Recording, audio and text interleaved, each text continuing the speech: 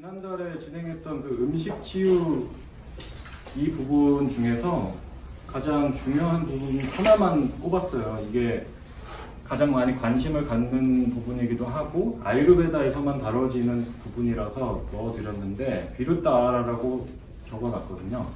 비루따의 의미가 아하라는 음식이라는 뜻이고 비루따가 여기서 말하는 게 그 적어드린 대로 신진대사를 방해하는 특정 식이요법 그리고 그 조합 이거 자체를 이제 비루따라라고 하거든요. 거기에 들어갈 수 있는 비루따라에 들어갈 수 있는 예가 음식을 어떻게 조합하고 어떤 시간에 먹고 어떻게 조리하고 어떤 보존법을 갖고 있고 어떤 지역에서 어떤 기후에 먹는지 이런 부분들이 조합이 됐을 때 이게 바로 소위 말하는 현대의학에서 원인 불명의 질병들 그 다음에 검사에서 나오지 않는 질병들의 원인으로 지금 현대의학에서도 계속 밝혀지고 있는 게 이 비루따라의 컨셉이 그런 식으로 밝혀지고 있거든요. 병원에 가서 찾아내지 못하는 원인들을 이런 식으로 추적을 할 수가 있는데 거기서 가장 중요한 포인트가 이 비루따라예요. 그래서 예시를 뭐 가장 많이 여러 번 강조를 해드렸던 게 유제품의 문제였죠. 유제품을 녹색 채소와 먹는 습관, 그 다음에 유제품과 과일을 섞어 먹는 습관 이게 가장 현대인의 건강식이라고 치부되는 음식 중에 가장 잘못된 게 유제품과 녹색 채소, 유제품과 과일을 먹는 행위죠. 아침에 건강을 위해서 요거트에다가 과일을 같이 함께 먹는다든지 샐러드와 요거트를 먹는 게 이제 일반화된 건강식으로 표현이 되고 있는데 아유르베다적인 측면이나 현대의학적인 측면 모두에서도 이 두 가지가 섞여서 몸에 들어갔을 때는 유제품 자체가 이미 발효된 음식인데 이 두 가지가 만나면 소화되기 이전부터 부패가 시작돼서 먹는 순간 이게 약간 톡식한 물질로 소화가 된다는 거죠. 그래서 이런 거를 장기간 복용을 한다든지 요거트 얘기가 나왔으면 요거트를 밤에 먹는 습관 또한 굉장히 위험하거든요. 요거트가 가진 성질이 몸에 있는 체액 중에서 끈적끈적함이나 기관들을 막는 성질들이 있기 때문에 밤에 요거트를 단독으로 딱 먹게 되면 먹은 순간부터 다음날 자고 일어날 때까지 계속해서 그 자는 내내 기관들을 막게 되고 점액질 분비가 많아지기 때문에 뭐 비염이나 축농증 있는 분들, 류마티성 관절염을 앓는 분들이라든지 이런 부분에 있어서 굉장히 안 좋은 영향을 미치기 때문에 밤에 요거트를 먹지 말라. 그리고 뭐 조리 방법에는 당연한 얘기지만 감자를 딥프라잉해서 먹는 거 딥프라잉 하는 것 자체가 조리법 중에서도 굉장히 위험한 거죠. 갈변을 일으키는 거, 산화를 시키는 거, 오일을 가열하는 부분에 있어서. 그리고 아유르베다에서 또 제일 중요하게 여기는 게 꿀을 절대로 가열하지 않도록 하는 거죠. 꿀 자체가 이미 열에 취약한 성질이 있기 때문에 경전에서는 몸에 열이 있을 때, 열병이 있을 때도 꿀을 먹지 못하게 하거든요. 그 정도로 열에 약하기 때문에 뭐 많이들 먹는 뭐 허니 글레이즈드 된 음식이라든지 소스 같은 건 굉장히 위험한 거고 술을 많이 먹고 나서 다음날 속이 쓰리니까 꿀물을 따뜻하게 타서 마신다든지 이게 굉장히 안 좋은 습관인 거죠. 이게 독성으로 되게 변하기 때문에. 그리고 조리법 중에 하나는 아유르베다에서 재가열을 하지 말라. 항상 프레시하게 먹어야 되는 게 이유가 재가열을 하면 산화력을 높이기 때문에 가열을 할수록 음식 자체가 무거워지고 소화하기가 쉽지 않고 밤에 먹는 요거트가 이 음식을 다시 끓여서 재가열해서 먹는 거랑 거의 비슷한 효과를 준다고 보시면 되거든요. 그래서 아유르베다에서는 물도 소화를 시켜야 되는 음식이기 때문에 끓여서 먹으라고 말을 하는데 끓이는 행위 자체가 이 물 같은 경우에도 가볍게 만들어서 소화하기 쉽게 만들어주거든요. 근데 이거를 따뜻한 물이 좋다고 해서 끓였다가 식힌 물을 다시 한번 재가열을 하면 물이 2배 이상 더 무거워지기 때문에 다시 끓이는 거, 재가열을 하면 안 되는 거고 한국 식단에서 가장 많이 실수가 일어나고 있는 게 국을 이만큼씩 해놓고 끓이고 끓여서 먹죠. 맛은 진해지겠지만 끓일 때마다 2배씩 소화하기가 어려워진다. 그럼 왜 내가 원인도 모르겠고 음식 건강하게 먹는 것 같은데 먹고 나면 몸이 굉장히 무겁고 체기가 올라오는 분들이라든지 염증 수치가 높아져서 나오는 증상들이 있는 경우에는 많은 부분에서 이런 식으로 음식을 재가열을 한다든지 이런 부분에 문제도 있는 거거든요. 그래서 이 부분을 좀 짚어드리고 싶었고, 또 제일 많이 하는 실수 중에 차랑 우유를 함께 먹는 거, 녹차 라떼, 그 다음에 차이 라떼. 이거는 메커니즘 자체가 차를 먹는 이유가, 녹차를 먹고 블랙티를 먹는 이유가 그 차가 가지고 있는 성분, 뭐 카테킨 이런 게 심장병에 좋으니까, 항산화에 좋으니까 먹는 건데, 이 카테킨이 우유 속에 있는 단백질 카제인이랑 만나게 되면 서로 블럭을 하는 거죠. 소화가 돼서 좋은 효과를 이루어내는 게 아니라 카테킨 성분 자체를 흡수를 못하게끔 막는 역할을 해서 카제인이. 그래서 이런 식으로 녹차 라떼라든지 차이티 라떼 같은 것도 드신다면 두유로 바꿔서 드시거나, 아니면 아몬드 밀크 이런 식으로 바꿔서 먹을 수가 있겠죠.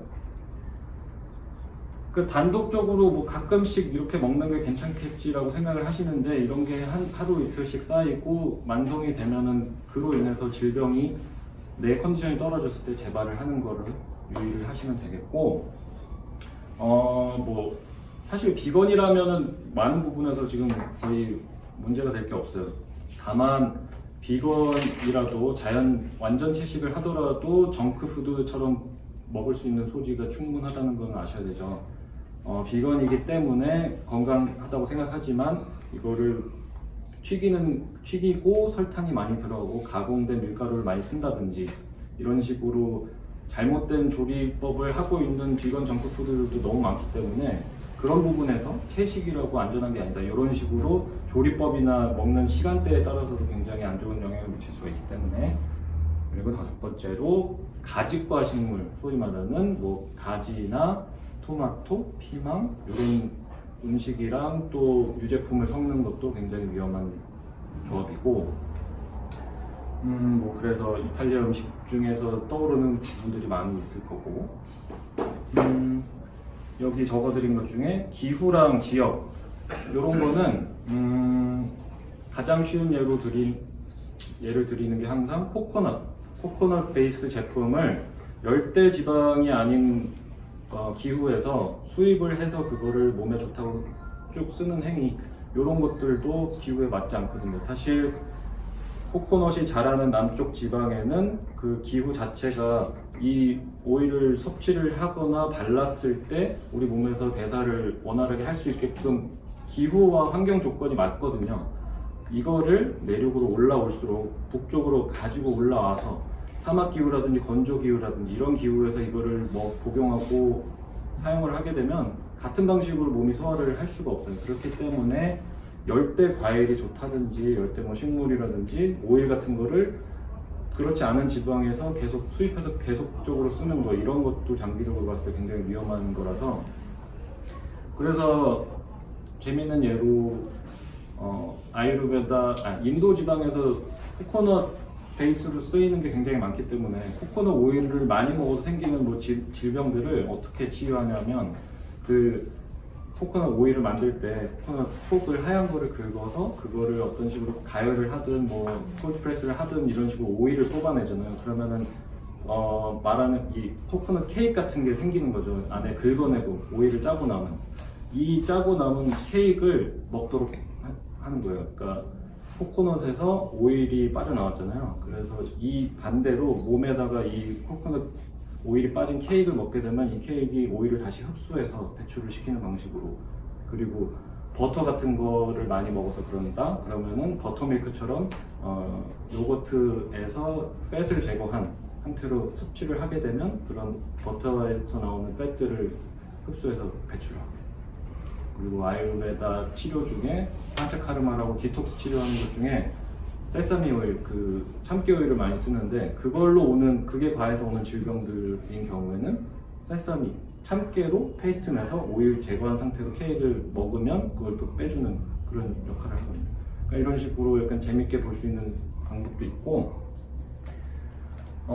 마지막으로 이렇게 계절 같은 경우에는 봄철에 단맛 음식을 많이 먹는다든지 여름철에 매운 음식을 많이 먹는다든지, 겨울철에 차가운 음식을 먹는다든지, 이거는 이제 맨 밑에 봄 섭생에서 다뤄드릴 건데, 그 계절에 따라서 변화하는 몸의 에너지에 동반된 같은 성질의 에너지를 자꾸 넣어주게 되면 그로 인해서 생기는 질병들이 많기 때문에 봄철에 특히 단 음식을 먹는 거를 주의를 많이 하셔야 돼요.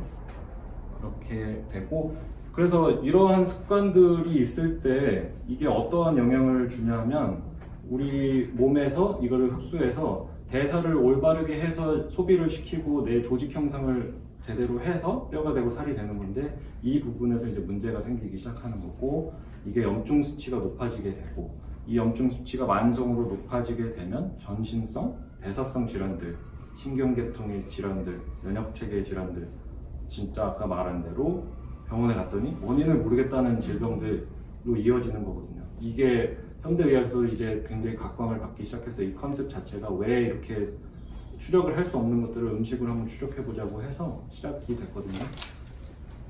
그래서 맨 밑에 적어드린 질병들이 이게 사실은 병전에도 적힌 질병들이지만 현대의학에서도 밝혀내고 있는 것들이에요. 이러한 음식 습관으로 인해서 이어지는 질병들이 벌써 뭐 만성 성인병들, 비만, 당뇨부터 해서 복수가 최고, 치질이 생기고 부종, 그다음에 복부 팽만, 목과 어깨라고 적어놓은 거는 이렇게 목에, 그러니까 50견까지는 아니고 어깨 쪽이나 목 쪽으로 질병이 오는 것들 또한 음식으로 해서 온다고 설명을 할 수가 있는 거고, 다양한 피부 질환, 당연히 대장 질환 당연하겠고, 여성분들은 대사에 문제가 생기니까 생리불순이 생기고 이게 불임으로 이어지는 경우들도 많이 있고, 이러한 식으로 쉽게 간과해서는 안 되는 부분이라서 다시 한번 짚어드린 거예요. 이게 지난달에 했던 음식 치유 과정 중에서 좀 경각심을 가지셔야 되는 부분을 따로 정리를 한 거고,